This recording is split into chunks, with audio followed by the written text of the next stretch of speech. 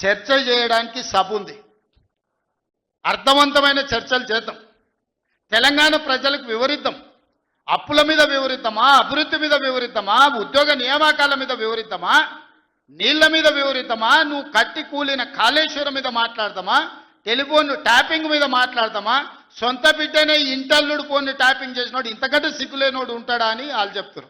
ఓ పక్కన నేను 1 కోటి మంది ఆడబిడ్డలకు చీర పెడతా సారె పెడతా నేనంటే ఉన్నొక్క చెల్లెల్ని ఇంట్లోకెళ్ళి బయటకు వెళ్ళగొట్టిన వాడు ఆస్తిలో వాటా అయ్యేస్తుంది. గంత పనికిమాలినోడు, సొంత చెల్లెలకే చీర పెట్టలేనోడు, సొంత చెల్లెలకే పండుగ పూట బుక్కెడు బువ్వ పెట్టనోడు వాడు కూడా ఒక మనిషా?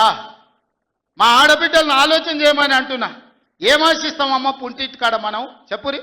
మెట్టింటికి వచ్చిన తర్వాత పండుగ పూట ఇంత బుక్కెడు పువ్వు పెడతాడు, మా అన్ననో తమ్ముడో ఉంటే చీర పెడతాడు, ఇంటి ఆయన ముందర ఇజ్జత్ పోకుంటూ ఉండని కానీ కోరుకుంటాం. గంతేనా?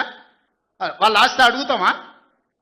వాళ్ళ ఆస్తి అడుగుతామా? ఆడపిల్లలు మీరు సగం మంది సర్పంచులు ఉన్నారు కదమ్మా, ఆడపిల్లలారా మీరు చెప్పండి. పుట్టింటి గౌరవం నిలబెట్టడానికైనా ప్రయత్నం చేస్తారు కదా మీరు మీ అత్తగారింటి కాడ.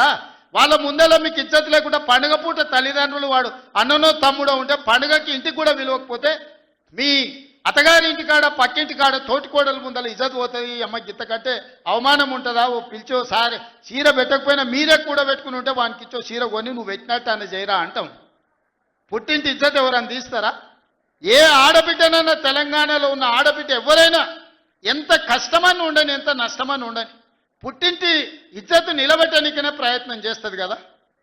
మీరు అందరు కూడా తెలంగాణ ఆడబిడ్డలే కదా. ఇవాళ ఇంతో అంతో తండ్రి గాలికి సంపాదించిన దాంట్లో వాటా ఇవ్వాల్సి వస్తుందని మెడలు పట్టి దొబ్బుతీవి నీ సొంత చెల్లెలు.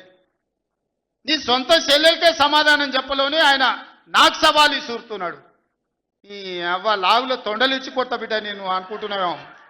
నా సంగతి ఇంకా తెలియదు. మీ నాయనని అడిగి ఇంటికి వచ్చి చెప్తాడు.